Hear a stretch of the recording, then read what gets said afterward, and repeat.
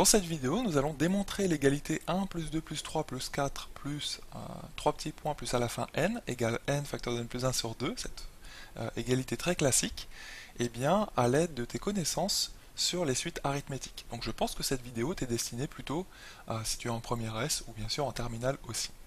Donc dans la vidéo précédente, nous avions démontré cette égalité d'une première façon de faire, avec une première façon qui était astucieuse. Mais là, je vais te montrer une façon de faire qui est plutôt classique, qui est plutôt standard, et que tu pourras réutiliser pour démontrer d'autres sommes de ce type-là. Donc là, deuxième façon que je te montre pour démontrer cette égalité, eh bien, ça va utiliser tes connaissances sur les suites arithmétiques. En effet, une suite arithmétique, je pense que tu es d'accord avec moi, c'est une suite eh bien, de termes, et chaque terme, pour passer d'un terme au suivant, tu ajoutes un même nombre, qu'on appelle la raison de cette suite arithmétique, qu'on note souvent petit r. Donc là, pour passer de 1 à 2, de 2 à 3, de 3 à 4, etc., eh bien, tu ajoutes, à chaque fois, tu es d'accord 1. Donc en fait, ce que tu obtiens ici, c'est ça un petit peu l'astuce ici, c'est que tu peux voir que là, tu as les sommes, enfin la somme des termes d'une suite arithmétique. Là, tu aurais U1, imaginons, si tu commences à 1 comme rang, eh bien U1 vaut 1. Ensuite, U2 vaut 2. Ici, tu as U3 qui vaut 3, etc., jusqu'à UN, parce que tu as bien n termes dans cette somme. Et là, UN, ce que tu peux dire, c'est que c'est une suite de termes, d'accord? Et bien c'est une suite surtout de nature arithmétique. Et une suite arithmétique, hein, c'est vraiment comme ça que ça se caractérise, une suite arithmétique, c'est-à-dire que arithmétique, voilà, j'oublie pas le M, et bien c'est une suite, quand tu passes d'un terme au suivant, tu ajoutes ou tu retranches parfois le même nombre, toujours le même nombre, mais c'est une opération d'addition ou de soustraction. Donc là, c'est pour ça qu'on précise toujours ce qu'est la raison de la suite arithmétique et aussi on précise son premier terme, c'est-à-dire d'où ça part. Donc là, une suite arithmétique, dès que tu dis ça, il faut dire la raison, et bien donc de raison 1, de raison 1, et de premier terme U1. U1, tu précises bien sûr sa valeur, de premier terme U1 qui vaut 1. Voilà. Et là, maintenant, dans ton cours, il y a une formule qui est déjà assez avancée, mais qu'on va utiliser pour résoudre cet exercice. C'est la formule justement de la somme des termes d'une suite arithmétique. Une formule un peu toute faite, mais que tu peux vraiment utiliser. Donc qui est celle-ci, je la rappelle en noir, c'est un rappel de cours. Somme des termes d'une suite arithmétique. Alors cette formule, c'est la suivante. C'est tout simplement le premier terme de ta somme. Donc premier terme, alors attention, de la somme, pas de la suite. Premier terme de la somme, hop, plus le dernier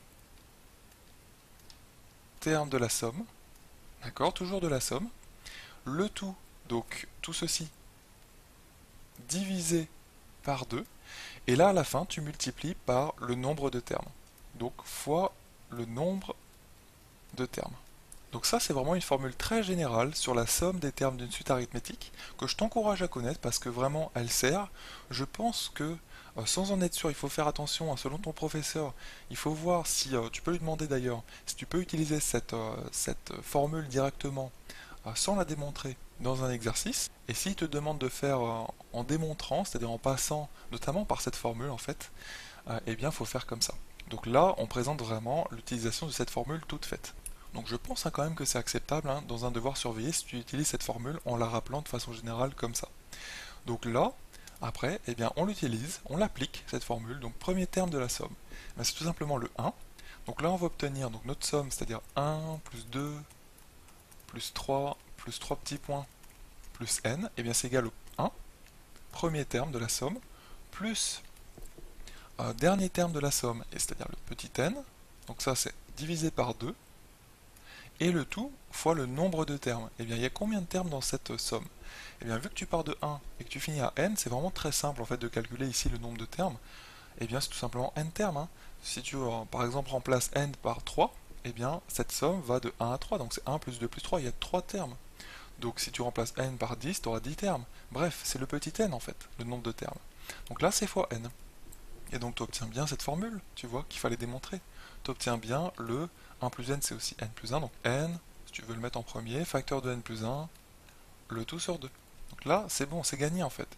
Tu vois qu'en fait, ce que je voulais te montrer dans cette deuxième façon de faire, ce résultat ici présent n'est que l'application de cette formule en noir en définissant bien ta suite arithmétique comme étant un ici de premier terme 1 et de raison 1.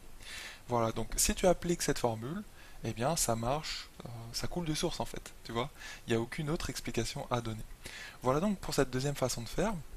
Alors je répète que si tu es en première S, je pense que c'est acceptable que tu mettes cette justification-là en rappelant cette formule, mais il se peut que ton professeur n'accepte pas directement que tu utilises cette formule et il te demande une justification un petit peu supplémentaire.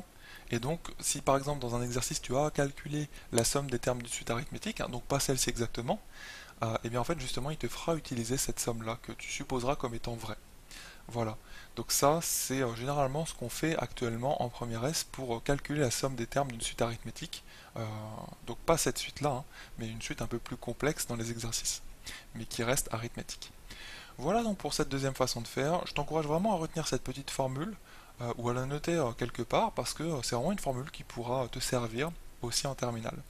Donc là, ce que je vais faire maintenant, c'est te montrer comment on peut démontrer ces égalités d'une troisième façon de faire, mais là par contre ça requiert que tu sois en terminale parce que ça va te demander de connaître ce qu'on appelle le raisonnement par récurrence. Donc si tu es en première, je pense que c'est un petit peu tôt, mais si tu es en terminale, cette troisième façon de faire va te concerner.